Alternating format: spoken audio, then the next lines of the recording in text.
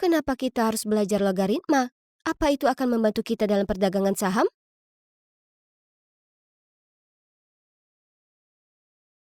Tentu tidak. Kenapa tiba-tiba menciptakan X lalu memaksa kami untuk mencarinya? Dan kenapa aku harus membuktikan kalau itu adalah segitiga sama kaki? Aku bisa lihat itu dengan jelas. Duh,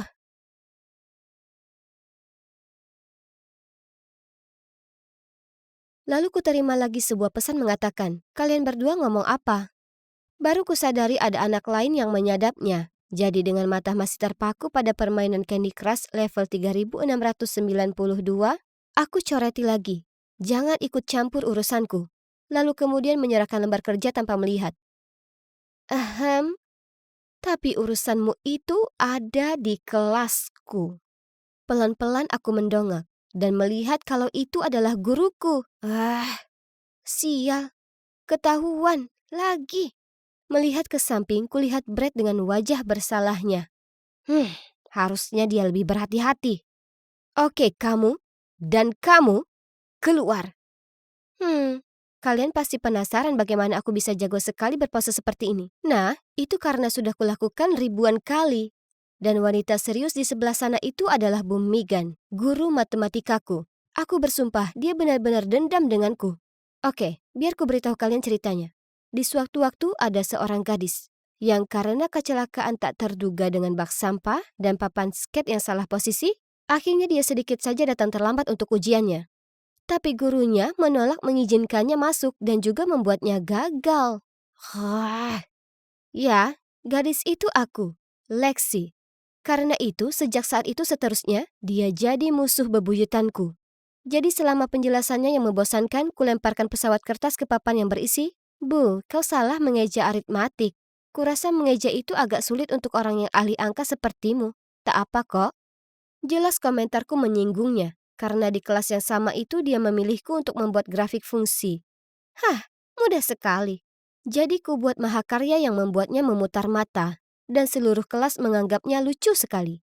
Dan seperti yang kukira, dia memberiku ceramah panjang soal kelakuanku yang kekanakan dan bahkan mengancam akan menelpon orang tuaku. Ya, semoga sukses dengan itu. Karena selain yang berkaitan bisnis, orang tuaku praktis tak mungkin bisa dihubungi. Lagi pula, aku hanya bercanda. Bu Megan harusnya lebih ceria. Jadi, diam-diam kutempelkan kertas tertulis peluk gratis di punggungnya. Aku sembunyi di balik pohon dan melihat semua orang mengelilinginya. Dia terlihat sangat kebingungan saat dia berusaha melalui mereka tanpa mengetahui apa yang terjadi. Hari-hari yang menyenangkan seperti dulu. Tiba-tiba, Brad menepuk pundakku dan memberitahuku 30 menit berlalu. Dan kami harus kembali ke kelas. Pantatku bahkan belum menyentuh kursi saat ku dengar suara yang menggurui. Tak seharusnya kau bersikap seperti itu. Itu si Faye, kesayangan guru dan cewek caper. Setiap kali ada guru memberi pertanyaan, dia mengacungkan tangan ke atas dan memekik. Saya. Bu Megan menyukainya hanya karena dia selalu tertawa pada leluconnya yang membosankan. Ya memang, mungkin aku tak punya bukti, tapi menurut pengalamanku, Faye jelas tak selugu kelihatannya. Jangan katakan aku ini iri, karena 100% tidak. Kalian mungkin pikir aku benci sekolah, tapi sekolah tetap jauh lebih baik daripada rumahku. Paling tidak sekolah bisa jadi menyenangkan, sementara kehidupan rumahku terdiri dari ibu dan ayah yang terkurung di kantor mereka 24/7. Aku tak ingat kapan terakhir kali salah satu dari mereka masak makan malam. Jadi pesan makanan saja. Jadi kukirim pesan ke Ben, pacarku yang super seksi. Dia belajar di Perancis dan dia kembali hari ini. Aku sangat merindukannya. Tapi sayangnya, aku tak bisa menjemputnya di bandara karena tentu saja sekolah. Dan malam ini dia ada pesta keluarga. Tapi kami akan bertemu besok. Yeay! Biarkan aku melihat wajahmu, manis aku merindukanmu. Kau tahu tidak, hari ini guru itu memberiku hukuman lagi. Yang benar saja, dia berurusan dengan orang yang salah ya kan? Pastinya, aku akan membalasnya besok. Dia sebaiknya berhati-hati. Oke, tapi jangan sampai dihukum setelah sekolah karena aku ingin bertemu denganmu. Kau tahu, ibuku juga guru, tapi dia tak separah itu. Oh, ngomong-ngomong, dia di sini. Mau menyapanya? Ya, tentu. Ben, aku selalu emosi kapanpun aku memikirkan si Meg. Sebelum aku punya kesempatan menyelesaikan kata-kataku, seseorang muncul di layar. Bu Megan? Lexi? OMG! Kami berdua saling menatap dengan mulut ternganga, seolah layarnya terhenti. Beneran! Kemudian saat kukira tak ada yang lebih buruk lagi, tiba-tiba suara yang tak asing memecah keheningan. Oh, Benoit punya pacar? Biar kulihat dia. Hah? Itu? Faye! Oh, nasib. Ini terlalu berat untuk kucerna. Dua musuhku ada di satu frame yang sama. Terkejut, ku akhiri panggilan. Tepat setelahnya ku terima pesan dari Ben mengatakan, "Jangan khawatir, ibuku terlihat sangat serius tapi dia baik. Dan cewek ini si Faye adalah tetanggaku. Kami sudah saling kenal sejak masih kanak-kanak dan dia orangnya keren. Ini sungguh gila." Sekarang aku harus menghadapi mereka berdua. Tahu kalau mereka berhubungan dengan pacarku. Oh, masa depanku suram bagaikan malam. Dan ya, ini adalah awal dari serial yang demikian judulnya. Hidup bersama calon ibu mertua dan sahabat cewek pacarku yang menyebalkan. Dan sejak itu, keadaan di sekolah jadi aneh. Untuk acara Halloween di kelas kami yang bertema Toy Story, Bu Megan bertugas membagi peran. Faye adalah Bu Pip, dan dia dapat kostum yang sangat cantik. Sementara aku terjebak menjadi Mrs. Potato Head. Kostumku sangat payah, dan satu dari mata palsuku terus saja lepas. Itu sangat memalukan, tapi aku tak bisa berkata apapun. Aku tak mau mengacau lagi dengannya, karena aku masih ingin bersama dengan anaknya. Parahnya, kelas matematika jadi tes ketahanan. Aku sangat muak dibandingkan dengan si teladan Faye. Lexi, jika kau habiskan lebih banyak waktu untuk belajar dan mengurangi waktumu memoles kuku, kau akan jadi murid juara seperti Faye. Faye menangkap apa yang sedang terjadi dan juga mulai memainkan trik terhadapku. Suatu kali di kelas saat aku melamun dan Bu Megan sedang mengoreksi PR, aku mendengar. Simbol ini menunjukkan kalau A tidak sama dengan B. Faye lalu berbalik dan berbisik. Sama sepertimu, kau tak sebanding denganku. Dan kau juga tak layak untuk Benoitku. Apa? Ben itu punyaku, bukan punyanya. Kugertakkan gigiku dan hendak mengatakan sesuatu saat anak manja itu pura-pura menangis, mengatakan kalau aku mengganggunya. Keluar! Bu Megan mendatangi kami dengan mata menyala. Kami berjalan keluar ketika dengan nada simpatik dia menambahkan, Faye, kau tetap di sini. Aku kembali ke pose meditasiku, tapi aku tak bisa menghempaskan kemarahanku. Betapa tak adil. Kemudian saat makan siang, Faye jalan menghampiriku dengan segelas cola, berkata kalau itu tawarannya untuk berdamai, dan dia minta maaf atas sebelumnya. Ini membingungkan, tapi ya, sudahlah. Aku mengambilnya dan hendak menyesapnya saat Brett bergegas datang melambaikan tangannya. Lexi, stop! Kulihat Faye meletakkan saus kecap di dalamnya. Beberapa detik aku hampir saja membentaknya saat Bu Megan muncul. Aku tersenyum congkak membayangkan Faye akhirnya dapat masalah. Tapi yang mengejutkan, Bu Megan mencicipi minuman itu dan berusaha berwajah netral saat dia menjawab, tak ada yang salah dengan ini. Sungguh? Mereka sejauh itu menutupi satu sama lain? Terserahlah, aku ada kencan dengan Ben malam ini untuk kupersiapkan. Malam itu sesuai rencana, aku datang ke rumah Ben dengan tanaman pot yang agak layu untuk Bu Megan. Aku cukup bersemangat akhirnya akan makan masakan. Hanya saat aku masuk dapur, aku tak bisa mencium bau masakan. Bu Megan muncul dan menggosok kedua tangannya berkata, Lexi, kau tak keberatan memasak ya kan? Ini minggu yang panjang untuk menggambar banyak diagram. Tanganku agak sakit. Melihat situasi ini, Ben langsung datang untuk membantu. Tapi ibunya mengingatkannya kalau dia sudah janji akan memperbaiki pipa atau semacamnya. Jujur saja, aku tak pernah menyentuh wajan penggorengan sebelumnya. Tapi menurutku, seberapa sulit itu? Ku buat pancake, meskipun itu tak cukup cocok untuk makan malam. Tapi aku sudah melihatnya di 5 Minute Craft dan itu mudah dibuat. Hanya saja, tak berjalan sesuai rencana. Di situasi seperti ini, penting untuk tidak panik. Tapi, iya, aku panik. Aku butuh rencana B. Segera. Dengan tergesa, kulemparkan semua bukti pancake gagal itu dan memesan makanan secara online. Lagi pula, Berkat orang tuaku yang gila kerja, ini adalah keahlianku. Kuinstruksikan ke pengantarnya untuk datang ke pintu belakang supaya Ben dan Bu Megan tak tahu. Sesuai harapan, di gigitan pertama, Ben dan ibu mertuaku memujiku bertubi-tubi makananku. Dan Ben bahkan bercanda kalau aku sebaiknya ikut MasterChef musim berikutnya. Yo, aku akan menilai ini restoran bintang 5 pastinya. Bu Megan tiba-tiba menjatuhkan sendoknya. Jadi kusuruh Ben turun mengambilnya. Ibunya hanya menunduk dan berbisik dengan sinis. Aku sering memesan di Sydney juga. Saus mereka sangat lezat. Oh, ketahuan. Kemudian, di pertengahan malam, pria ini muncul dan minta maaf karena terlambat. Ternyata, dia Jules, ayah Faye. Tapi Faye tak ikut karena sedang keluar bersama temannya. Senangnya, kulihat Bu Megan dan dirinya tak sengaja menyentuh kotak tisu bersamaan. Dan kemudian, tersipu? Hah?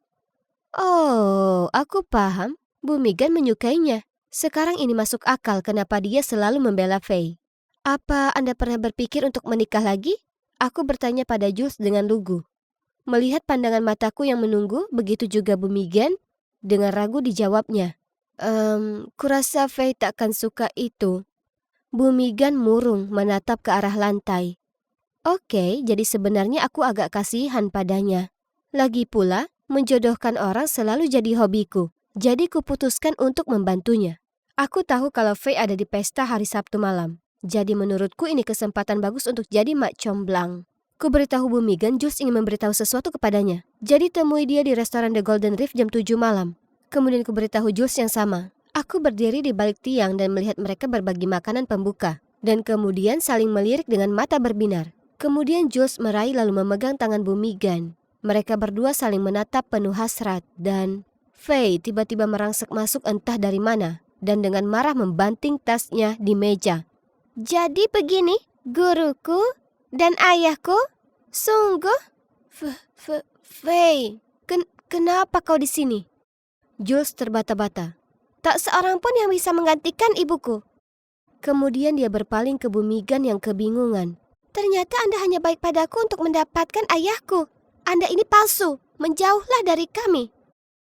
Bu Megan menutupi wajahnya dengan tangan, kemudian segera pergi. Ya ampun, Faye sangat brutal. Dan betapapun menjengkelkannya Bu Megan, dia tak pantas diperlakukan seperti itu. Kau! Faye berteriak. Oh, pandangannya jelas ke arahku. Ternyata kau biang di balik semua ini. Menjauhlah dari urusan keluargaku dan mulai pedulikan keluargamu sendiri. Kurasa ini jadinya kurangnya perhatian orang tua ke anak. Aku menatapnya tak bisa berkata-kata. Kalimat itu seharusnya membuatku marah. Tapi entah kenapa, aku hanya merasa sedih dan sangat merasa bersalah. Jadi, hal pertama yang kulakukan di sekolah esoknya, kutelan egoku dan pergi ke kelas Bu Megan, di mana dia tampak terhanyut dalam pikirannya sambil memeriksa PR. Aku terbatuk untuk jernihkan tenggorokan lalu berkata, Bu, saya minta maaf. Jujur saya berusaha untuk membantu, tapi sekarang saya sadar. Seharusnya saya mengurusi urusan saya sendiri. Saya juga minta maaf karena sudah nakal di kelas Anda. Dia hanya diam awalnya, lalu menjawab, tak apa, karena aku sudah sadar kalau kamu dan aku tak jauh berbeda. Kita berdua mendapat rintangan dalam menemukan cinta. Kurasa sangat tak mudah mendapat persetujuan dari keluarga pasanganmu ya. Dia tersenyum dan dengan lembut membelai rambutku sebelum melanjutkan. Kamu ini anak yang pintar dan juga baik. Aku selalu tahu kamu bisa lebih baik lagi di kelas. Itu pasti karena aku terlalu keras padamu. Aku juga minta maaf.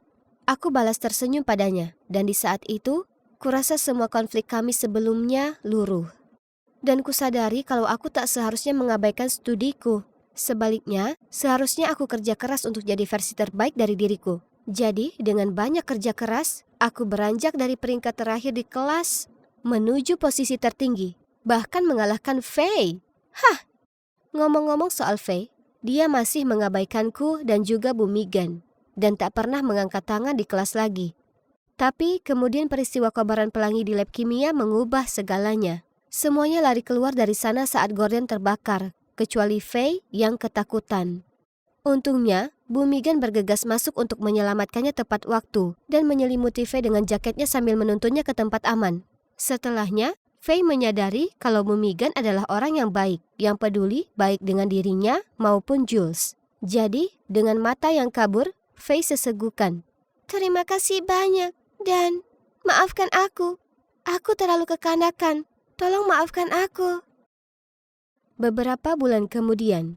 Jadi, ya, kalian lihat, rencana Mak Comblangku berhasil. Dan sekarang aku punya keluarga kedua yang besar sekali. Tapi kalian tahu hal terbaiknya? Yaitu, aku tak perlu lagi harus pesan makanan online. Karena aku akan berada di sini dan ibu mertuaku akan memasak untukku. Ya, ini ada banyak uang lagi yang perlu ditambahkan ke tumpukan itu. Oh, hey, aku Zoe. Seorang lulusan baru yang menjadi pekerja kantoran dengan gaji yang buruk. Aku hampir tidak mampu membayar makanan dan sewa, apalagi memikirkan utang kuliahku. Sebenarnya tidak masalah jika itu hanya aku, karena aku bisa hidup dari mie kuah. Tapi aku juga harus memikirkan Berdi, adik perempuanku. Oh, dia sudah kembali dari sekolah. Zoe, aku menemukan ayah hari ini. Hah? Aku menatapnya dengan senyum masam. Sebenarnya ini bukanlah hal baru. Soalnya orang tua kami meninggal saat Berdi masih balita. Jadi sekarang dia ingin memiliki orang tua seperti teman-temannya. Dia sering berkata padaku, Zoe, kamu seperti ibuku, tapi Clara dan Polly punya ayah juga, dan aku menginginkannya. Dia begitu polos sehingga setiap kali dia melihat pria berwajah ramah di jalan, dia bertanya padaku, apakah itu ayahku? Ayo, sini. Bagaimana sekolah hari ini? Ayah sangat tampan dan dia tinggal di rumah besar. Ayo, aku akan membawamu menemuinya. Ya ampun, ini bukan cuma rumah, ini rumah besar. Bingung, aku hendak menanyai Berdi tentang hal ini. Tetapi dia mulai membunyikan bel berulang kali. Sebelum aku bisa menghentikannya, seorang yang tampak seperti kepala pelayan keluar dan dengan senang hati membawa kami masuk tanpa mempertanyakan apapun. Itu aneh. Aku meminum es tehku dan mengamati kemegahan tempat itu, menyerap energi yang kaya. Ketika tiba-tiba seorang pria yang sangat gagah berjalan mendekat. Itu dia, itu ayah. Hah? Ini sangat membingungkan, dan melihatnya memeluk orang asing sungguh memalukan.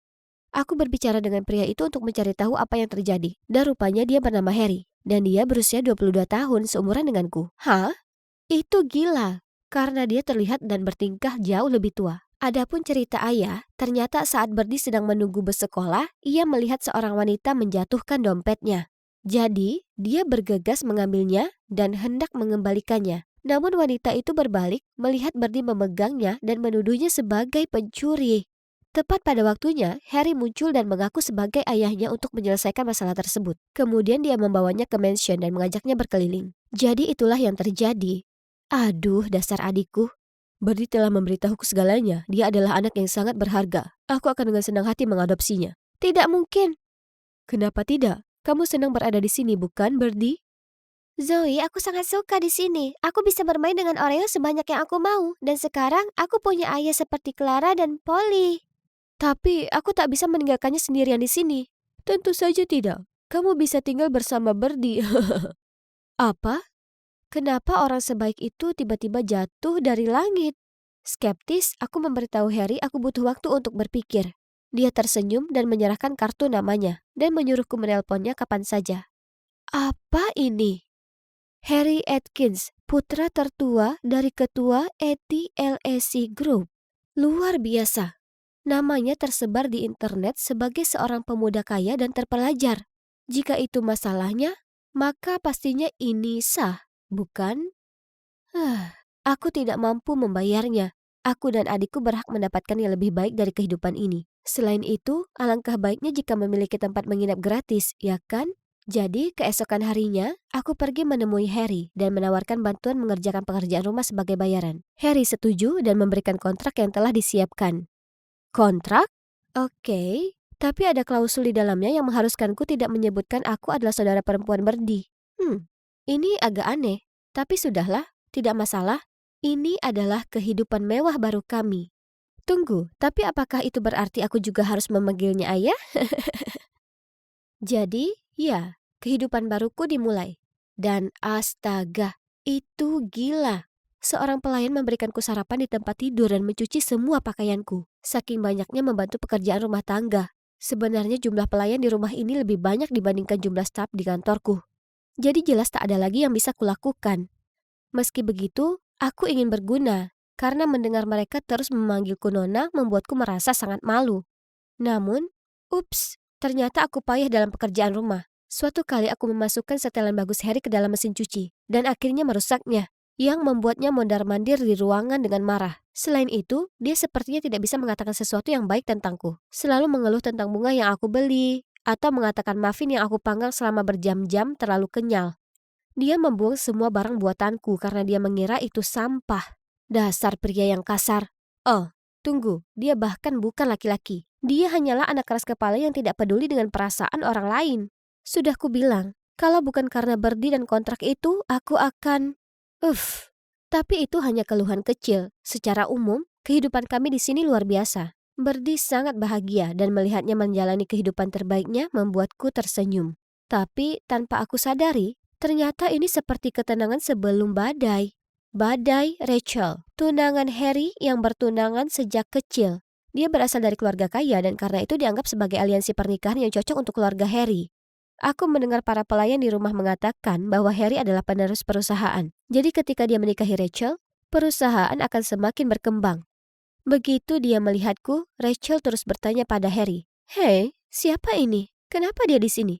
Dan gadis ini juga, kenapa ada anak kecil di rumah?" "Siapa wanita menakutkan ini?" Mendengar itu, Rachel menatapku dari ujung kepala sampai ujung kaki. Kemudian bertanya padaku, "Kenapa kamu di sini? Bagaimana kamu kenal Harry? Kapan kamu pergi dari sini?" "Cukup." Sungguh melegakan. Harry turun tangan tepat pada waktunya, lalu menyeretnya ke ruang baca. Rachel mengikuti Harry, tetapi tidak lupa melingkarkan lengannya di lehernya saat dia menatapku dengan ekspresi puas di wajahnya. Hah? Apa yang dia maksud dengan itu? Apakah dia cemburu? Jika itu masalahnya, maka dia membuang-buang waktunya. Sebab, memang benar aku sedang suka seseorang. Tapi itu bukan Harry. Kalian tahu, 1 minggu yang lalu aku sedang berjalan pulang dari toko kelontong ketika aku bertemu cinta dalam hidupku. Tas belanjaku pecah dan soda, kue, dan keripik kentangku terjatuh. Aku sedang mencoba untuk mengambil semuanya tanpa tertabrak ketika tiba-tiba seorang pria muncul dan membantuku. Lalu dia mengantarku pulang. Namanya Markus dan dia sangat ganteng. Setelah itu, kami bertukar nomor dan terus berkirim pesan sejak saat itu. Markus sangat mudah diajak bicara, jadi aku bercerita padanya tentang segala hal. Mulai dari Berdi yang diadopsi hingga fakta bahwa aku sekarang bekerja sebagai pembantu rumah tangga. Dia sangat manis dan baik hati, dan aku merasa bisa memberitahunya apapun. Dia adalah pangeran impianku. Bagaimanapun, kehidupan anehku di mansion terus berlanjut. Satu hal yang pasti, Harry sangat sayang ke Berdi. Untuk ulang tahunnya, dia mengejutkannya dengan perjalanan ke taman hiburan. Harus kuakui, kami bersenang-senang bersama. Berdi mengajak kami naik komedi putar 5 kali, lalu kami beli es krim. Tiba-tiba, aku melihat Harry menatapku dengan aneh. "Apa?" "Ada es krim di bibirmu. Di sini." Dia mencondongkan tubuh ke depan dan dengan lembut menyeka dengan serbet. Saat itu, kerumunan orang menyerbu masuk dan Harry mengulurkan tangan dan menarikku dan Berdi lebih dekat padanya. Mata kami bertemu dan, ya, kenapa aku merinding dan jantungku berdebar kencang. Apa maksudnya? Apakah dia melakukan itu dengan sengaja atau tidak? Dan kenapa aku merasakan perasaan aneh ini? Saat aku masih tenggelam dalam pikiranku, Harry menghentikan mobilnya dan berkata dia harus melewati tempat kakaknya untuk mengambil beberapa berkas. Hah? Bukankah itu Markus? Markus? Aku berseru. "Kalian berdua saling kenal?" Aku tidak menjawab, malah mengalihkan perhatianku ke Berdi. Ketika kami sampai rumah, aku terus bertanya-tanya kenapa Markus tidak pernah memberitahu aku siapa dia. Aku kirim pesan untuk bertanya, dan dia menjawab mereka berdua tidak akur, jadi dia tidak ingin aku mengetahuinya. Terlepas dari semua itu, aku begadang semalaman memikirkan Markus. Dan, juga Harry. Bisa dibilang aku bingung tentang segalanya. Kemudian, suatu hari Markus dan Rachel tiba-tiba muncul di rumah Harry dengan membawa banyak barang belanjaan. Rachel mengumumkan bahwa dia sedang membuat kue, karena sebentar lagi dia akan berulang tahun, dan kita semua harus membantu. Oke, aneh, tapi terserah. Aku sedang menyiapkan adonan ketika Markus meraih tanganku yang mengaduk, dan bersikeras membantuku. Tiba-tiba, Harry menyerbu di antara kami. Setelah melihat ini, Rachel menarik lengannya dan menariknya pergi. Mataku membelalak ngeri saat aku melihat adonan itu terbang ke udara dan perlahan-lahan berceceran ke seluruh tubuh kami. Kami berdiri di sana, berlumuran adonan kue, saat kami semua bertukar tatapan kotor.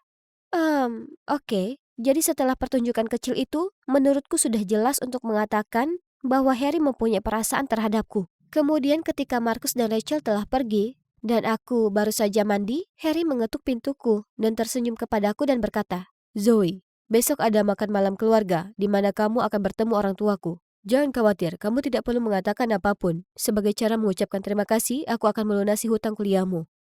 Oke, itu aneh, tapi saat ini aku sudah belajar untuk tidak mempertanyakannya lagi. Selain itu, alangkah baiknya jika bebas hutang, dan itu hanya makan malam, kan? Aku ingin memutuskan pertunangan dengan Rachel.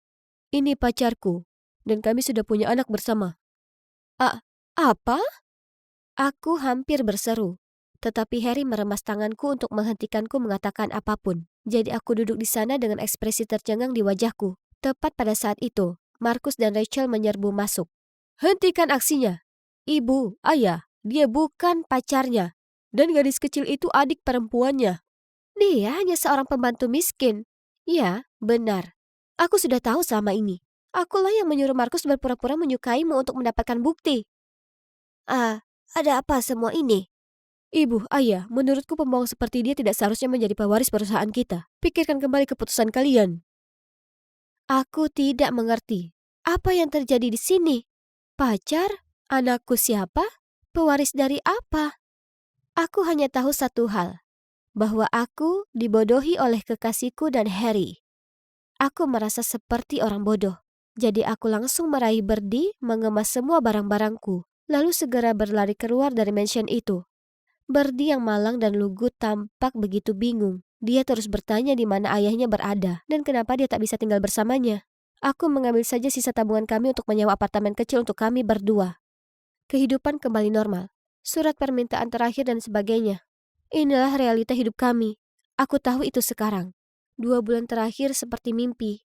Sudah waktunya untuk bangun. Tapi tetap saja, aku kesal setiap kali aku memikirkan bagaimana Harry telah membodohiku. Aku mencari tahu secara online dan melihat artikel tentang bagaimana Marcus mengambil alih perusahaan, namun akhirnya bangkrut karena pengambilan keputusan yang buruk. Adapun Harry, dia telah mendirikan startup-nya sendiri, dan tampaknya berjalan cukup baik. Namun kemudian pada suatu hari yang cerah, aku sedang dalam perjalanan untuk menjemput Birdie dari sekolah, ketika seseorang yang aku kenal berjalan di sampingku. "Hei, ini hari yang menyenangkan, kan?" "Harry, apa yang kau mau?" "Lihat. Kuakui pada awalnya, aku hanya memanfaatkanmu untuk membatalkan pertunanganku dengan Rachel. Tapi kemudian, aku menginginkanmu dan Birdie dalam hidupku. Aku mencintaimu, Zoe. Ayo pulang bersamaku." Dia sangat cantik, seperti Barbie di kehidupan nyata. Aku berharap rambutku berkilau dan pirang seperti miliknya. Itulah pendapat orang-orang tentangku, tapi yang kuinginkan hanyalah menjadi gadis remaja normal, seperti orang lain. Kalian tahu, sejak aku masih kecil, aku menonjol dengan rambut pirang platinum dan mata biru yang mencolok. Orang-orang selalu bilang aku mirip Barbie. Hei, beberapa dari mereka bahkan memanggilku Barbie. Ibuku selalu sangat bangga dengan penampilanku. Dia sering memakaikanku gaun putri dan mendaftarkanku ke pertunjukan bakat anak-anak yang sering aku menangkan. Hal ini menarik perhatian media dan tak lama kemudian, aku diundang menjadi model untuk beberapa merek besar. Saat itu aku sangat bersemangat tentang hal ini. Aku menyukai semua pujian dan perlakuan manja. Tapi tak disangka, ketenaran awal itulah yang membuatku perlahan-lahan kehilangan kebebasanku. "Nora, cepatlah berpakaian, cepat. Aku tidak mau datang terlambat ke pesta Anna." "Iya, Bu," jawabku sambil dengan enggan mengambil pakaian yang ibu taruh di tempat tidurku. "Nora, rambut alamimu indah sekali." Bahkan sebelum aku sempat menjawab, ibu sudah ada di sana sambil membual tentang rambut pirangku yang alami. Alami? Iya, benar. Jadi itu tidak ada hubungannya dengan fakta bahwa ibu menyuruhku memutihkannya sebulan sekali? Dia membuat masalah besar beberapa bulan yang lalu ketika dia melihat rambutku mulai sedikit menggelap. Lalu ibu menyeretku dari satu orang ke orang yang lain, sambil membual kepada mereka tentang pencapaianku. Ini membosankan. Jadi, saat dia sedang asik mengobrol dengan seorang pria, aku menyelinap ke meja makan dan mengambil sepotong kue. Aku hendak memasukkannya ke dalam mulutku ketika tiba-tiba dari belakang terdengar suara tegas ibuku. "Nora, letakkan itu sekarang juga." Hah? Itu cuma sepotong kecil kue. Aku hampir tidak akan menggelembung setelah memakannya. Kemudian tanpa memberi aku waktu untuk berdebat, dia mengambilnya dari tanganku dan berkata, "Makanlah saja, dan kamu harus melewatkan makan malam dan melakukan kardio selama 1 jam untuk membakar semua kalori tersebut. Apa kamu masih menginginkannya?" Astaga, tidak ada gunanya berdebat dengan ibu. Jadi aku mengambil minumanku dan pergi ke sudut ruangan. Aku sedang mengutak-ngatik gelasku dan merasa sangat muak ketika tiba-tiba seorang pria mendatangiku dan hampir membuatku menumpahkan minumanku. Ya Tuhan, dia Philip, model remaja paling keren saat ini. "Maaf, apakah kamu Nora? Aku sudah mendengar banyak tentangmu. Tapi, kenapa kamu berdiri di sini sendirian?" "Ah, itu karena aku tidak terlalu suka pesta seperti ini." "Jadi kita sama." Lalu kami mulai mengobrol. Dan sebelum Philip pergi, dia meminta nomor teleponku. Setelah itu dia mengirimiku pesan setiap malam. Berbicara dengannya sangat menyenangkan. Dia sangat manis dan penuh perhatian. Dan dia selalu mengirimiku meme paling lucu. Lucunya, suatu hari ketika kami sedang ngobrol, dia mengirimiku pesan, "Bolehkah aku mengundangmu makan malam? Ya, mungkin besok malam." Hah? Apa dia mengajakku berkencan? Yeay! Tapi aku harus minta izin dulu ke mama. Bu, apakah ibu ingat Philip yang kita temui di pesta ulang tahun Ana? Bolehkah aku pergi makan malam bersamanya besok? Tentu, aku akan mengantarmu ke sana. Tidak perlu, Bu. Philip akan menjemputku. Tidak, aku bilang aku akan mengantarmu. Tidak peduli apa yang aku katakan, ibu tetap bersikeras. Dan jika aku tidak mengikuti, dia tidak akan melepaskanku. Astaga, ini kencan, bukan peragaan busana yang membutuhkan manajer. Malam berikutnya, begitu aku menuruni tangga, ibuku kembali melakukannya. Ya ampun, apa yang kamu pakai? Sebelum aku sempat menjawab, ibu menarikku ke kamarku, mengeluarkan gaun bodycon dan berkata, "Kamu berusaha keras untuk berpenampilan seperti ini, jadi sebaiknya kamu memamerkannya. Selain itu, mengencani cowok ini bisa mendatangkan kesepakatan bisnis besar bagi kita." Astaga, aku mengerti sekarang. Semua ini hanya tentang ketenaran dan uang. Di sanalah Philip berada. Aku segera merapikan rambutku, lalu dengan percaya diri berjalan ke arahnya. Tapi ketika aku baru saja duduk, bahkan sebelum aku sempat menyapanya, entah dari mana ibuku muncul dan meminta pelayan untuk mengaturkan kursi lain untuknya. Philip menatapku dengan bingung, tapi aku juga tidak tahu apa yang sedang terjadi. "Bu, apa yang kamu lakukan?" "Kita selalu bersama. Tidak keberatan kan aku duduk di sini?" Tidak sama sekali." Philip tersenyum canggung. Oh, ini sangat memalukan. Ketika pelayan muncul dengan menunya, aku sebenarnya senang dengan gangguan tersebut. Tapi, oh tidak. Aku belum sempat membuka menunya, tapi ibu sudah selesai memesan untuk kami berdua. Salmon panggang dengan salad tanpa saus. Membosankan sekali. Oh, tapi keadaannya menjadi lebih buruk. Saat makan malam ibuku terus menanyakan pertanyaan ke Philip. "Apa pekerjaan orang tuamu?" "Oh, mereka hanya menjalankan bisnis kecil-kecilan. Aku pikir mereka adalah presiden sebuah perusahaan atau semacamnya." Ini tak tertahankan. Hentikan. Itu bukan urusanmu. Aku hanya bertanya. Philip yang tampak bingung membuat alasan karena harus melakukan sesuatu. Lalu dia pergi. Itu saja. Berkat ibuku, kencan pertamaku gagal total.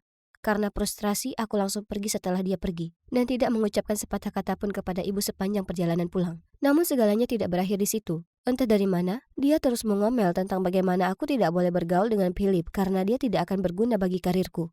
Tidakkah menurutmu kamu berlebihan? Aku bisa berkencan dengan siapapun yang aku mau. Ibu tahu, aku tidak mau ibu menjadi manajerku lagi, dan aku akan pindah sendiri.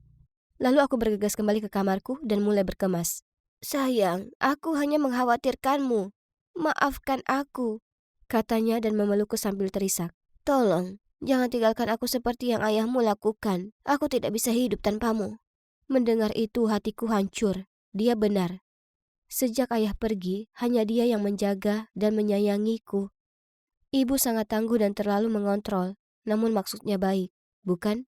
Aku mengirim SMS ke Philip beberapa kali untuk meminta maaf, tapi dia tidak membalas. "Nora, lihat lurus." Nora, kemana perginya karismamu? Ayo istirahat sebentar. Apa yang terjadi? Kamu tampak terganggu hari ini. Aku menghela nafas dan mulai memberitahu Eleanor tentang kencanku dengan Philip. Astaga, ibumu benar-benar seseorang yang suka mengontrol. Kamu harus kuat dan melawannya untuk memenangkan kebebasanmu. Tentu saja aku menginginkan kebebasan, tapi dari mana aku harus memulai? Tiba-tiba ponselku berbunyi bip dan menghentikan pemikiranku. Itu ibu. Sayang, Ana sakit, jadi aku akan menginap di rumahnya malam ini. Makan malam di lemari es dan jangan lupa lakukan treadmill 1 jam sebelum tidur. Aku mencintaimu. Yeay, malam ini aku akan bebas dan melakukan apapun yang kuinginkan. Jadi, tiba-tiba aku mendapat ide cemerlang. Ya, aku akan mengadakan pesta tidur. Eleanor menyarankan agar kami memesan pizza dan tentu saja semua orang dengan senang hati menyetujuinya. Enak sekali. Tiba-tiba pintu terbuka. Mataku membelalak ngeri ketika aku melihat bahwa itu adalah ibu dan, oh astaga, dia terlihat sangat marah. Nora, apa yang sedang kamu lakukan?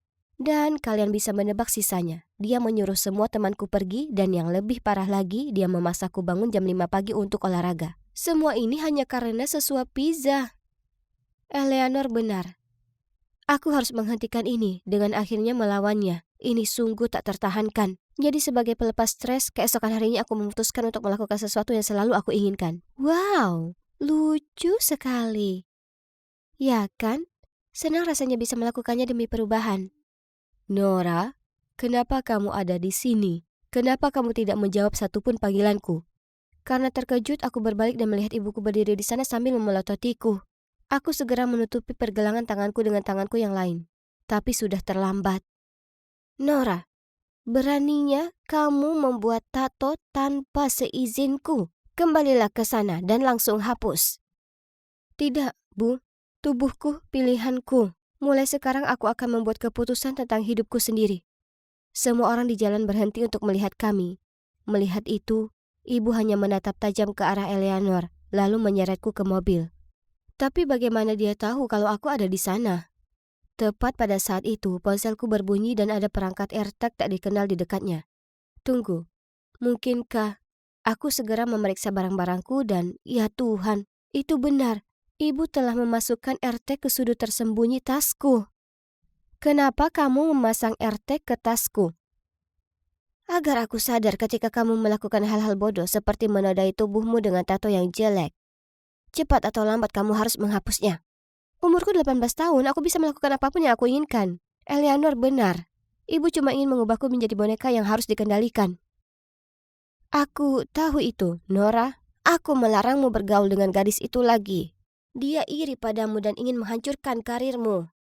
Dia cuma mau membantuku. Perilakumu tidak bisa diterima. Lalu dia menarikku ke kamarku dan mengunci pintunya. Kamu boleh diam di sana sampai kamu sadar. Aku menggedor pintu dan berteriak sampai suaraku serak, tapi tidak ada gunanya. 3 hari berlalu. Ibu masih membawakanku makanan, tapi dia menolak mengeluarkanku. Oh, tidak. Apakah dia ingin menahanku di sini selamanya? Aku buru-buru menelpon Eleanor untuk meminta bantuan, tapi tidak berhasil. Kenapa dia tidak menjawab teleponnya? Lalu tiba-tiba aku melihat sebuah artikel yang melaporkan bahwa seorang model telah berbicara tentang bagaimana Eleanor telah menipunya untuk mencuri tempat vedette-nya untuk pertunjukan desainer terkenal yang akan datang. Dan model itu adalah aku. Mustahil. Itu tidak terjadi sama sekali. Dan aku belum pernah berhubungan dengan pers. Lalu sebuah pikiran terlintas di benakku. Mama, itu benar. Sebagai manajerku, dia pasti mengatakan ini kepada media untuk mencemarkan nama baik Eleanor. Sementara, Eleanor pasti mengira akulah yang melakukan semua ini. Tidak heran dia mengabaikan panggilanku. Marah dan kecewa dengan kelakuan ibu, aku memutuskan untuk curhat di Twitterku. Tak disangka, hanya dalam 20 menit. Postinganku dibagikan dengan cepat dan hashtag Rescue Nora berada di urutan teratas pencarian. Namun kemudian ibu dengan marah masuk dan menyita ponselku. Jangan berharap seseorang datang ke sini dan menyelamatkanmu. Keesokan paginya aku dibangunkan oleh suara keras yang datang dari luar. Hah? Apa yang sedang terjadi? Aku pergi ke jendela dan melihat kerumunan orang memegangi tanda bertuliskan, "Bebaskan Nora dan biarkan Barbie keluar." Tapi tunggu dulu. Aku melihat beberapa wajah yang aku kenal. Eleanor dan Philip. Mereka memegang papan besar bertuliskan kami ingin melihat Nora. Akhirnya karena tekanan massa, ibuku terpaksa melepaskanku. Sejujurnya aku berterima kasih kepada orang-orang yang mendukungku, terutama Eleanor dan Philip. Berkat mereka, aku akhirnya berani mematahkan kendali dan cengkraman ibuku yang tidak masuk akal dan menjadi diriku sendiri. Jadi, aku memutuskan untuk pindah ke tempatku sendiri. Sedangkan ibuku, aku ingin memaafkannya tapi itu sulit.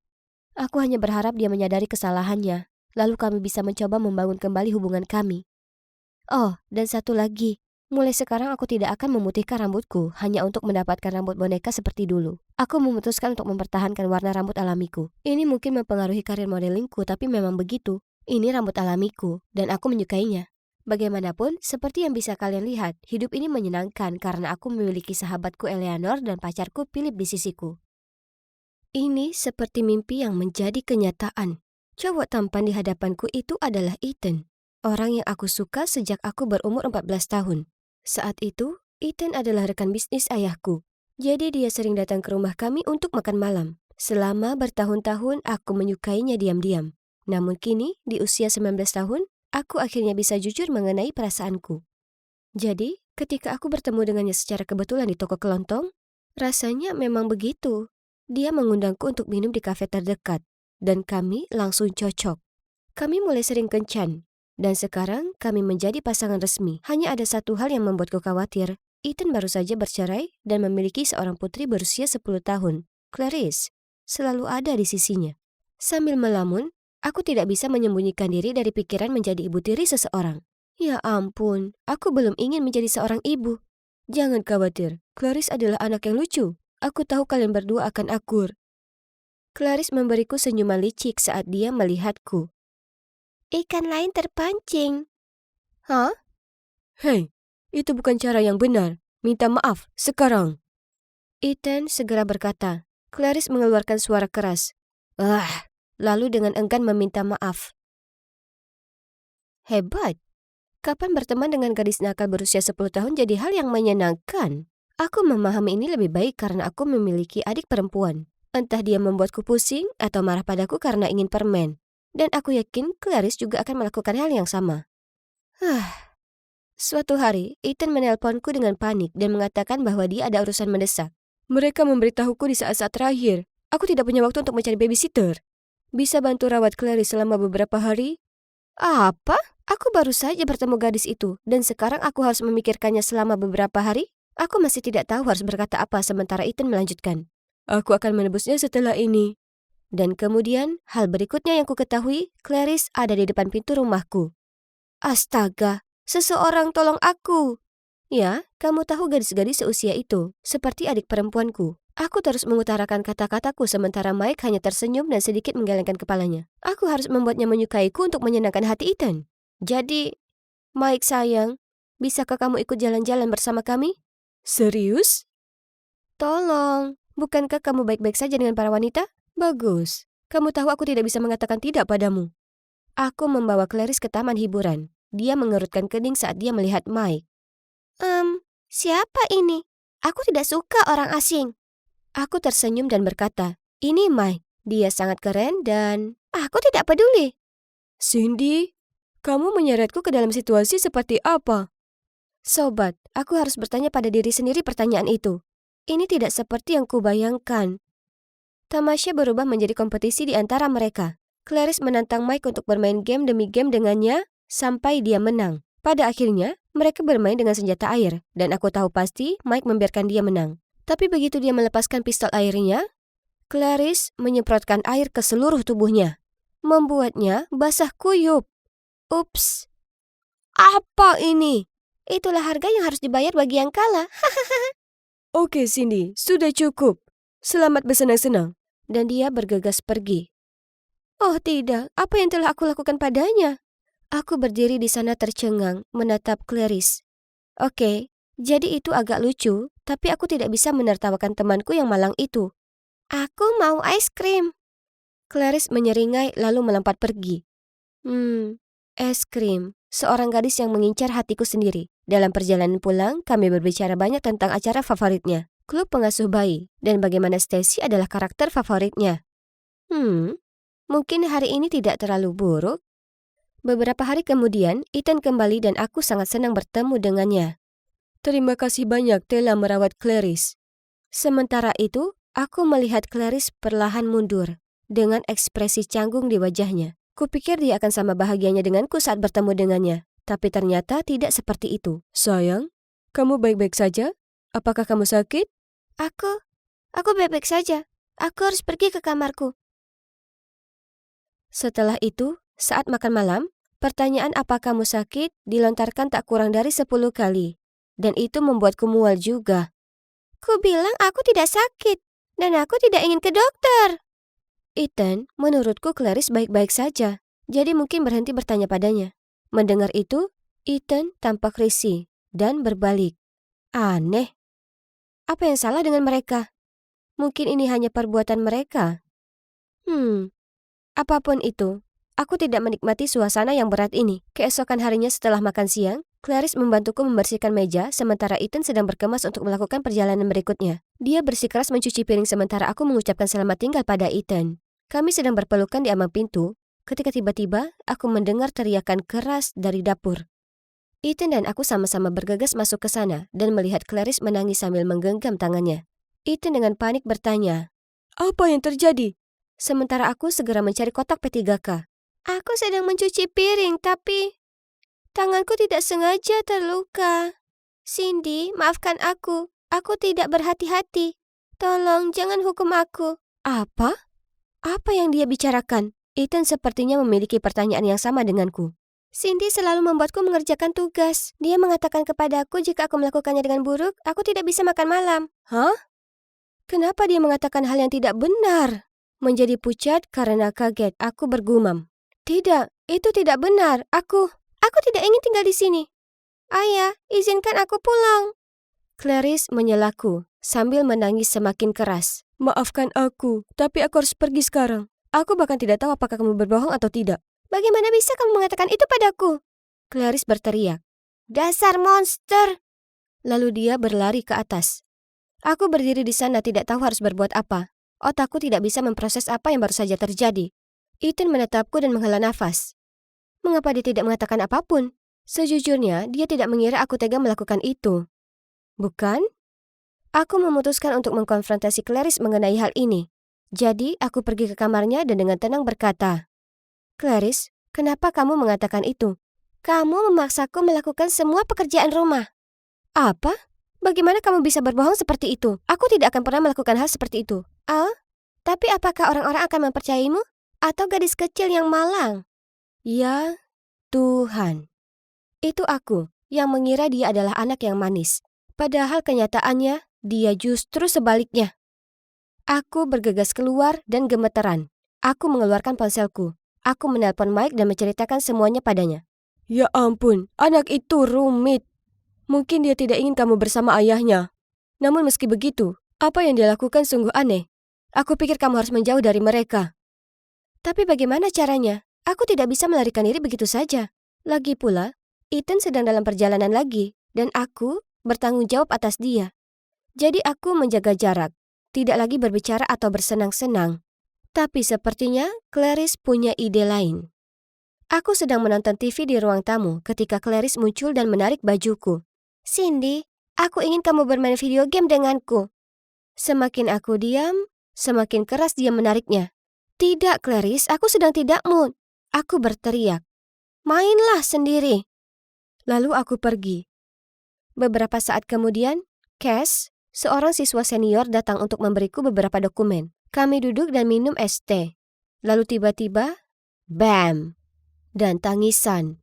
Oh tidak. Cass dan aku bergegas menuju sumber suara. Clarice terjatuh dari tangga di ruang bawah tanah dan dikelilingi oleh keranjang cucian dan pakaian kotor. Cass segera berlari ke sana dan membantunya sendiri. Apa kamu baik-baik saja? Apa yang terjadi? Cindy menyuruhku mencuci pakaian tepat waktu. Keranjangnya terlalu penuh, jadi aku terpeleset. Tidak, tidak, tidak. Aku berteriak dalam hati ketika Cass menatapku khawatir. Cass, tolong, nanti aku jelaskan. Bisakah kamu pergi? Kenapa? Aku berteriak ke wajah Clarice saat Cass pergi. Jika kamu tidak main denganku, kamu akan jadi pelaku kekerasan terhadap anak. Kamu harus masuk penjara. Ini membuatku gila. Beberapa hari yang lalu, dia ingin ayahnya membawanya pergi dari sini. Dan sekarang dia memerasku karena tidak bermain dengannya. Tepat pada saat itu, Ethan memanggil. Hai Cindy, aku hanya ingin memeriksa kalian berdua. Apakah Clarice sakit atau apa? Apa-apaan ini? Apakah aku gila? Atau keduanya sebenarnya aneh? Ya ampun, aku butuh Mike sekarang. Tolong, bawa aku pergi dari sini, kataku sambil membukakan pintu untuk Mike. Berhenti! Clarice berteriak. Kalian berdua tidak bisa pergi kemana-mana. Oh, sekarang kamu memberitahu apa yang tidak boleh dilakukan? Jika kamu pergi, aku akan memberitahu seluruh dunia betapa buruknya kamu memperlakukanku. Kalian berdua akan masuk penjara. Jadi itu penipuanmu? Seringannya menghilang. Dia menjadi pucat dan tergagap. Tidak, itu milik ayahku. Penipuan ayahmu? Clarice tampak bingung ketika dia menyadari apa yang baru saja dia katakan. Lalu dia segera menutupinya. Tidak ada. Mike duduk dan menatapnya dengan mata tajam. Aku berdiri di sana menunggu jawabannya. Ayahku yang membuatku. Akhirnya, Clarice mengaku. Ternyata, Ethan adalah seorang penipu profesional yang menipu gadis-gadis muda kaya agar memberinya uang. Lebih buruk lagi, dia menyeret putrinya ke dalam rencananya. Rencananya seperti ini. Dia menggunakan ketampanannya untuk menggoda para gadis, lalu kelucuan Clarice untuk mendapatkan empati para gadis. Setelah itu, dia akan melakukan perjalanan bisnis di menit-menit terakhir dan meminta mereka untuk menjaga Clarice. Sementara itu, Clarice berpura-pura sakit parah. Ketika Ethan kembali, dia akan membujuk gadis-gadis itu untuk menyerahkan uang untuk biaya rumah sakit. Lalu dia dan Clarice akan menghilang dari kehidupan mereka. Awalnya dia menyuruhku melakukan apa yang dia katakan dan akan membelikanku sepeda. Bagaimana dengan kebohongan yang kamu buat? Tanyaku masih kaget. Aku mengarang alasan itu agar ayah membawaku pergi. Aku sangat menyukaimu. Jadi aku tidak ingin rencananya berhasil. Lalu kenapa kamu terus bertingkah? Karena Cindy marah padaku, dan aku ingin dia bermain denganku. Jadi aku melakukan trik itu lagi.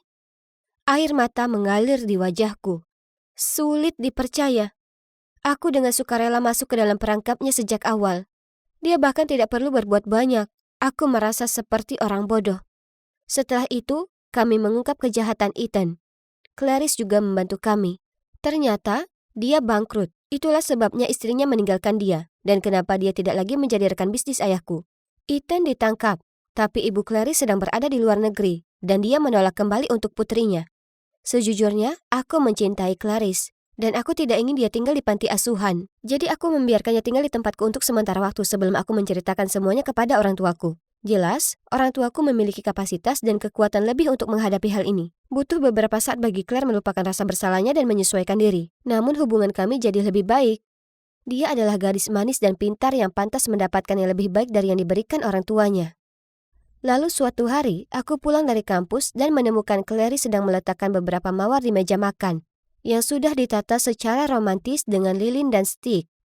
Cindy, kamu kembali. Bagaimana bisa kamu menyiapkan makan malam lengkap seperti ini? Clarice tidak berkata apa-apa, hanya terkikik dan berlari ke kamarnya. Seseorang memelukku dari belakang. Maukah kau menjadi teman kencanku malam ini? Itu adalah Mike. Kalau dipikir-pikir, kurasa pria sempurnaku ada di depan mataku selama ini. Jadi, sambil nyengir, aku berbalik dan menjawab. Aku pikir kamu tidak akan pernah bertanya.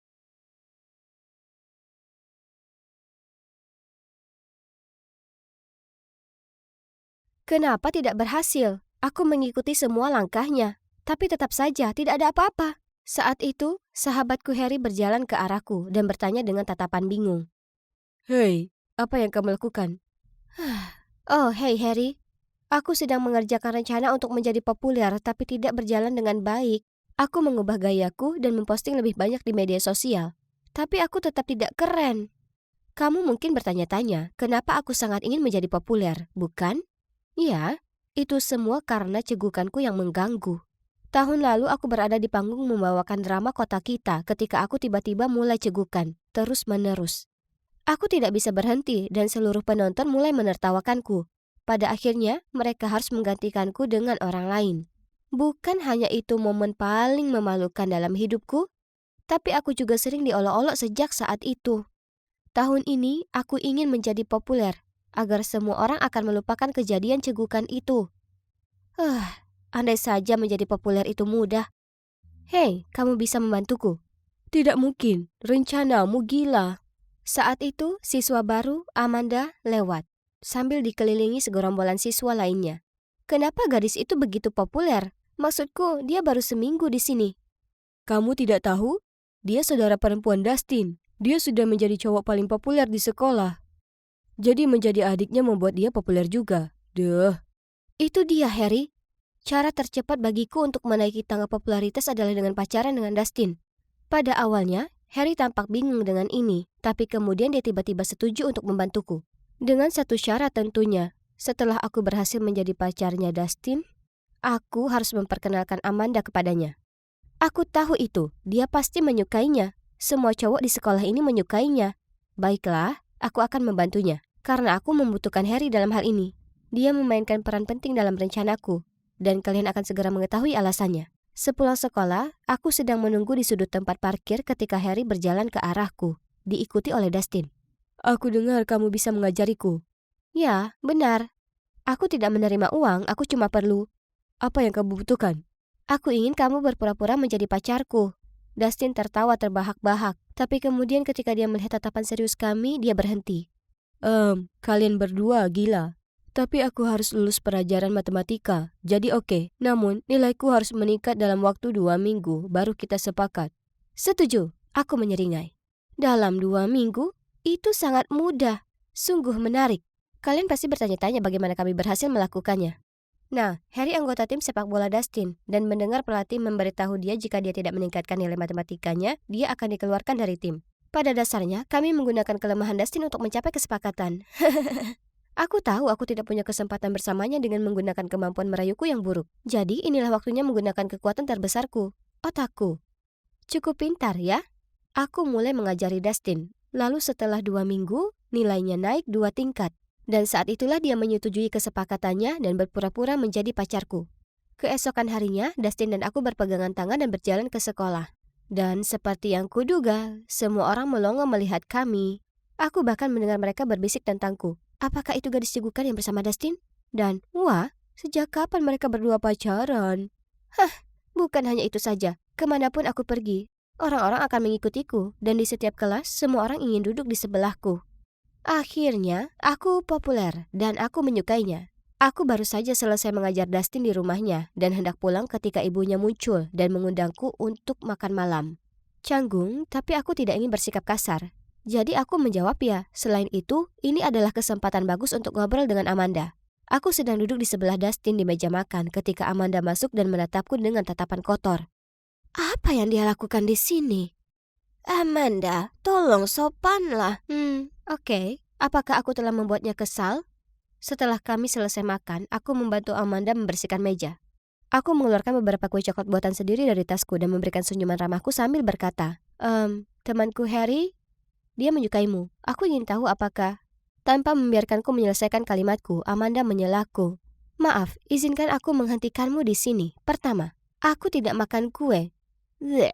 Kedua, aku berasumsi kamu bertanya kepadaku apa aku mau pacaran dengan temanmu, kan? Tidak, karena dia pecundang, sama sepertimu. Sudah cukup memalukan kalau Dustin berkencan denganmu. Lalu dia pergi meninggalkanku yang berdiri di sana dengan tercengang. Ya Tuhan, aku tidak percaya dengan apa yang baru saja kudengar. Bagaimana seseorang bisa bersikap sekasar itu? Keesokan harinya di sekolah, aku ingin memberitahu Harry untuk menyerah pada Amanda. Tapi begitu aku melihatnya, dia berlari ke arahku, memelukku dan berkata, Emily, kamu jenius dalam mencari jodoh. Terima kasih. Hah? Bagaimana apanya? Amanda baru saja bertanya apakah aku ingin datang ke pestanya akhir pekan ini. Bukankah itu bagus? Yeay. Apa yang sebenarnya terjadi? Tapi Harry sangat terlihat bahagia sehingga aku tidak bisa mengatakan yang sebenarnya padanya. Satu hal yang pasti, ada yang aneh dengan Amanda. Tentu saja aku juga menghadiri pesta itu, karena aku pacar Dustin. Ingat? Wow, kami sebenarnya berada di pesta anak-anak yang keren. Pertama kalinya bagi kami berdua, ini luar biasa. Harry bahkan menjadi sedikit emosional. Sayang sekali. Dustin dan aku bekerja sama untuk bermain bir pong dan itu sangat menyenangkan. Dan di luar dugaan, kami menang. Kami sangat bersemangat dan kami berdua bersorak kegirangan dan berpelukan tanpa berpikir panjang. Ups, tidak menyangka hal itu akan terjadi, tapi yang terjadi selanjutnya lebih gila lagi.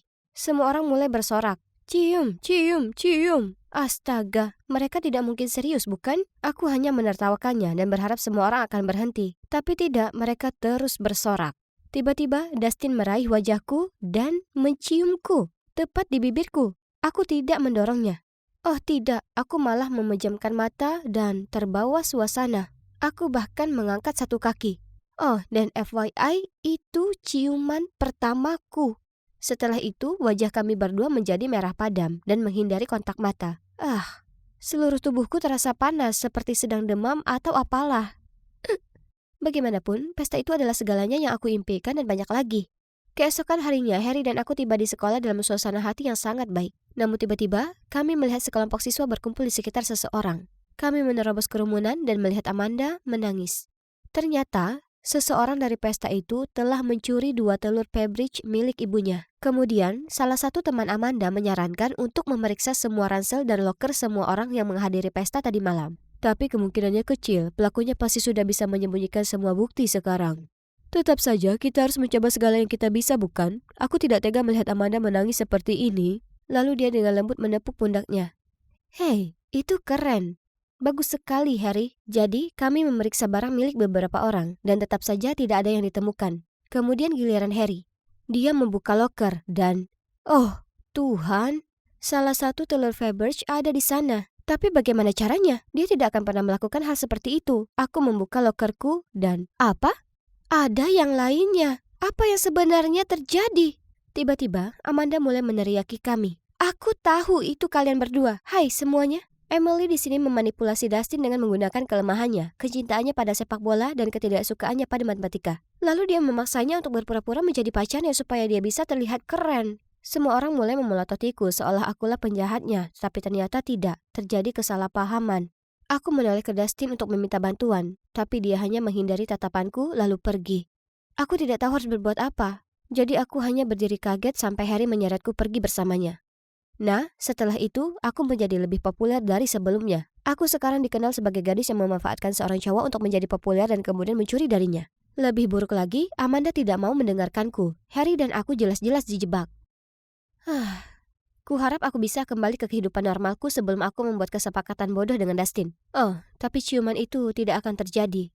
Ya ampun, mungkinkah aku jatuh cinta pada Dustin? Lalu tiba-tiba aku mendapat SMS dari Amanda. Itu adalah klip dari pesta baru-baru ini dengan pesan, "Kamu bukan apa-apa lagi, Dustin." Kenapa kamu pacaran dengan pecundang ini? Bukankah dia gadis yang cegukan saat bermain? Aku akan menggunakannya sampai akhir semester ini. Ya ampun, aku tidak percaya dia mengatakan itu. Aku tahu dia tidak menyukaiku seperti aku menyukainya. Tapi apakah dia harus sejahat itu? Klip secara otomatis diputar ulang. Menonton kali ini saja sudah cukup buruk.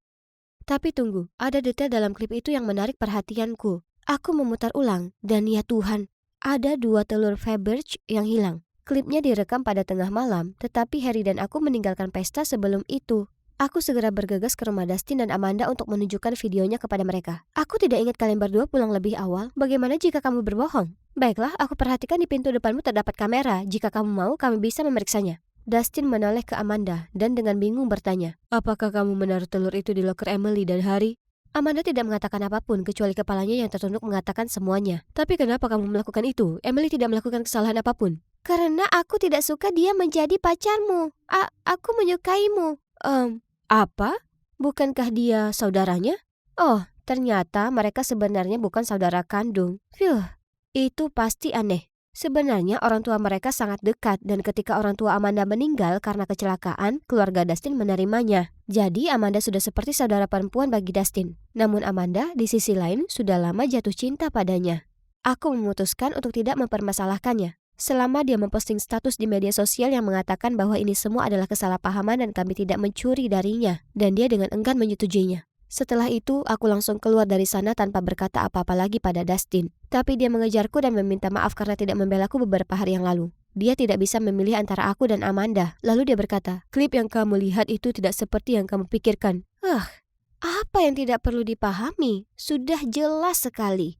Lalu apa itu? Tolong beritahu aku. Tapi Dustin hanya berdiri diam dan menatap sepatu Cats-nya. Seperti dugaanku, tidak ada lagi yang perlu dijelaskan. Jadi aku bergegas pergi. Keesokan harinya Amanda memposting status tersebut dan nama kami akhirnya dibersihkan. Hidupku kembali membosankan. Tapi tidak apa-apa karena sekarang aku tahu bahwa menjadi populer bukanlah hal yang membuatku bahagia. Oh, dan tentang aku dan Dustin? Nah, beberapa hari kemudian dia mengirimiku video. Itu klip yang sama dari pesta. Pada awalnya, ini membuatku frustrasi.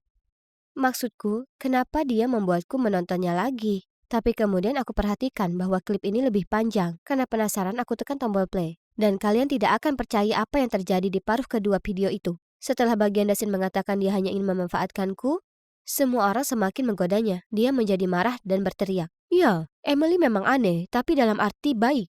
Aku suka cara dia mencium bau buku setiap kali dia membukanya dan cara dia yang lucu merasa malu saat bersin keras. Apa kalian tahu apa yang paling aku suka dari dia? Dia cegukan setiap kali dia gugup. Kalian tidak salah dengar, aku menyukainya. Apa? Dustin juga menyukaiku. Amanda sengaja memotong bagian video ini agar aku salah menilai dia. Tapi sekarang setelah aku tahu kebenarannya, menurut kalian apa yang aku lakukan? Ya, tentu saja aku memaafkannya. Maksudku, bagaimana tidak?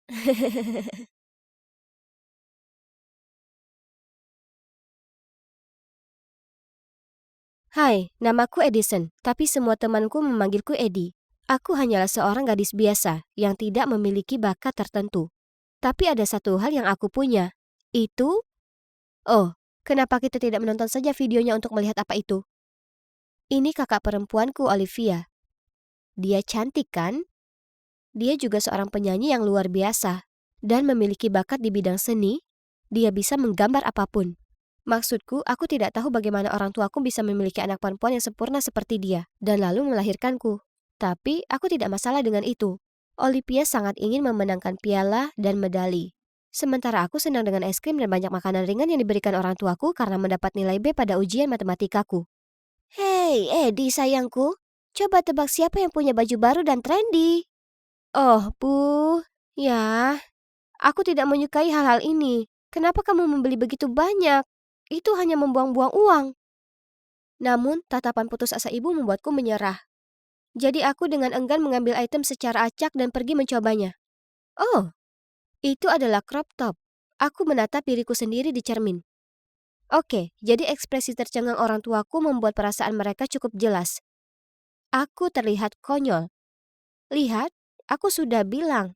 Aku terlalu pendek untuk memakai atasan seperti ini. Tepat pada saat itu, Olivia lewat. Aku segera berlari ke arahnya. Aku pikir kamu harus memiliki atasan ini. Ini akan menonjolkan sosokmu yang cantik. Kamu akan terlihat sangat manis saat mengenakannya. Ibu menggeleng. Tidak. Jika Olivia memakai ini, semua orang akan melihat pusarnya. Bukankah itu gunanya crop top? Lalu ayah menjawab. Omong-omong, Liv, kamu mau kemana terburu-buru? Ini bukan klub model yang tidak masuk akal lagi, kan? Ngomong-ngomong soal klub, apakah klub dansa sekolah masih merekrut? Kamu harus bergabung, kamu pasti akan masuk. Saudariku memutar matanya lalu pergi, membanting pintu di belakangnya. Aku sayang dia, tapi sepertinya dia menganggapku menjengkelkan. Dia seperti Ratu Es yang selalu mengucilkanku. Dia tidak pernah mengizinkanku meminjam pakaiannya atau menyentuh barang-barangnya. Dan jika aku mencoba masuk ke kamarnya, dia ketakutan. Bukannya dia jahat atau apa, tapi dia cenderung bertingkah seolah aku tidak ada.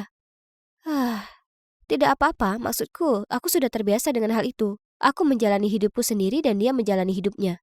Itu sebabnya ketika aku pertama kali mendapatkan ponsel dan mulai menggunakan media sosial, aku tidak mencoba mencari profilnya, meskipun aku tahu dia ada di semua platform tersebut. Malam itu, ibu memintaku naik ke atas untuk memanggil Olivia untuk makan malam. Tidak ada jawaban. Jadi, aku mulai mendorong pintu hingga terbuka. Dia tiba-tiba muncul dari kamar mandi dan berteriak. Hei, apa yang kamu lakukan? Kamu tahu kamu tidak diperbolehkan masuk ke kamarku.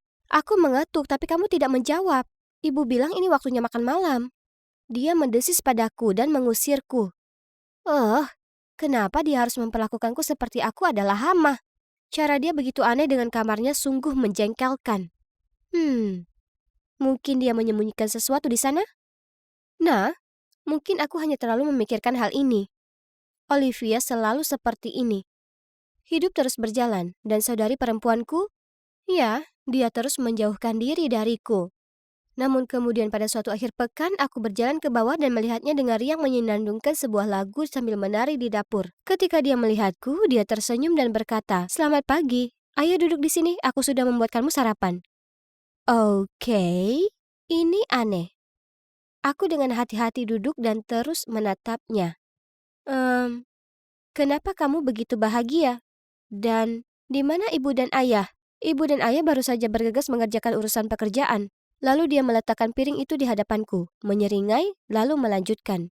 Ibu membuat kue pagi ini dan menyuruhmu membawanya ke rumah nenek. Katakan padanya aku titip salam.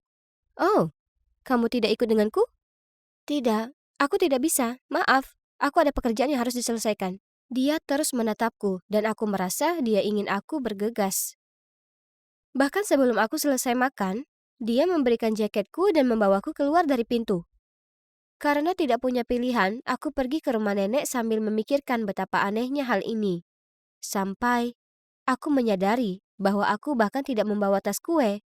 Aku meninggalkannya di rumah. Astaga, aku segera bergegas kembali. Tapi, kenapa ada mobil aneh yang terparkir di luar rumahku? Aku berlama-lama di belakang dan menyaksikan seorang pria parubaya keluar dari mobil. Bahkan sebelum dia sampai ke pintu, Olivia membukanya dan tersenyum padanya. Aku sembunyi di balik semak agar aku bisa terus melihatnya. Hah? Kenapa dia menyerahkan bunga dan kotak hadiah padanya? Dia dengan senang hati mengambilnya dan bahkan bersandar ke telinganya dan mengatakan sesuatu. Ya Tuhan, jadi ini menjelaskan kelakuan aneh kakakku. Mereka pacaran, kan? Aku tidak pernah menyangka kalau kakakku akan tertarik pada lelaki tua seperti ini. Mengejutkan. Tapi tunggu, bagaimana jika dia menipunya? Olivia mungkin terlihat galak, tapi sebenarnya dia sangat polos. Jika itu masalahnya, aku akan menghajarnya habis-habisan. Tapi ini hanya spekulasiku. Aku tidak bisa bertindak tergesa-gesa tanpa mengetahui kebenarannya. Jadi aku memutuskan untuk tidak memberitahu mereka bahwa aku ada di sana, dan diam-diam memasuki rumah melalui pintu belakang untuk mengambil tas kue. Kemudian pada hari itu, ketika aku tiba di rumah, saudara perempuanku kembali menjadi Ratu Es. Dia memasak tanpa bersuara, jadi aku bilang padanya nenek berkata hai, dan dia hanya mendengus, lalu terus mengaduk supnya. Aku perlu mencari tahu apa yang sebenarnya terjadi. Kesempatan sempurna muncul beberapa minggu kemudian ketika ibu dan ayah pergi berlibur di akhir pekan.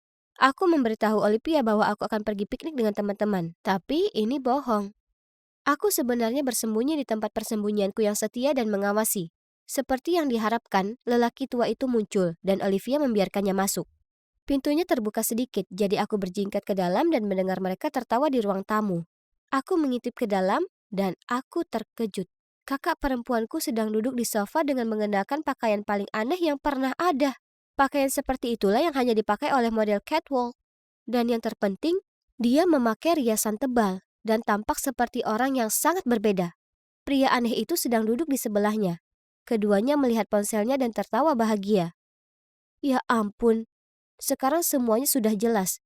Dari sifatnya yang pendiam hingga ruangannya yang terkesan rahasia, itu semua agar dia bisa terus menyembunyikan kisah cinta beda usia ini. Aku tidak tahu bagaimana harus bereaksi sekarang. Aku hanya merasa kasihan padanya karena dia harus menyembunyikannya. Maksudku, ini adalah rumahnya, dan kami adalah keluarganya. Kami mungkin tidak dekat, tapi dia adalah kakak perempuanku, dan aku ingin dia bahagia. Jika cinta ini nyata, maka aku mendukung sepenuhnya. Dan jika pria ini ternyata jahat, maka aku akan melindunginya sampai akhir. Orang tuaku kembali malam itu, jadi aku mengadakan malam menonton film keluarga. Ide bagus untuk ikatan keluarga, bukan? Aku memilih film romantis yang aktris utamanya jauh lebih muda dari pacarnya. Di tengah-tengah film, aku menoleh ke orang tuaku dan bertanya, "Bu, Ayah, jika kamu adalah orang tua mereka, apakah kamu mengizinkan hubungan itu?"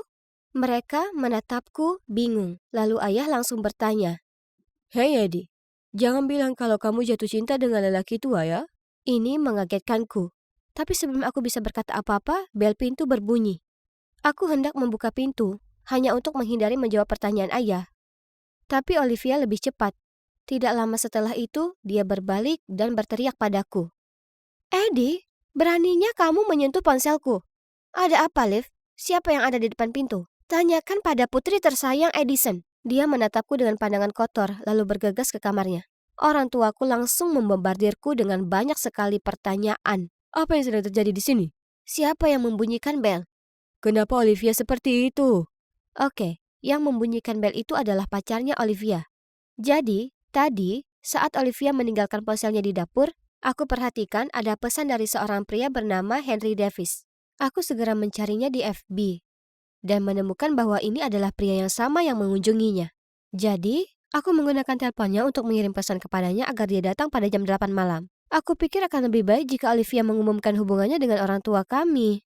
Tapi, sepertinya dia tidak menerimanya dengan baik. Bagaimanapun, sekarang aku tidak punya pilihan selain menceritakan segalanya kepada orang tuaku. Wajah mereka menunduk, dan tanpa berkata apa-apa, mereka berlari ke atas dan menggedor pintu Olivia. Namun tidak ada jawaban. Malah, kami semua mendengar suara gemeretak dari pintu belakang. Dan Olivia pun kabur. Wajah orang tua kami memerah. Sementara aku merasa sangat bersalah karena aku tidak hanya tidak dapat membantunya, tetapi malah memperburuk situasi. Keesokan harinya, Olivia masih belum kembali. Dia juga tidak masuk sekolah, yang menyebabkan orang tuaku menjadi panik. Lalu tiba-tiba aku teringat pada Henry. Benar, kenapa aku tidak berpikir untuk menanyakannya dari awal? Jadi aku segera menghubungi Henry dan memintanya membantu mencari Olivia. Sore itu, saat aku baru pulang sekolah, aku melihat Henry pergi.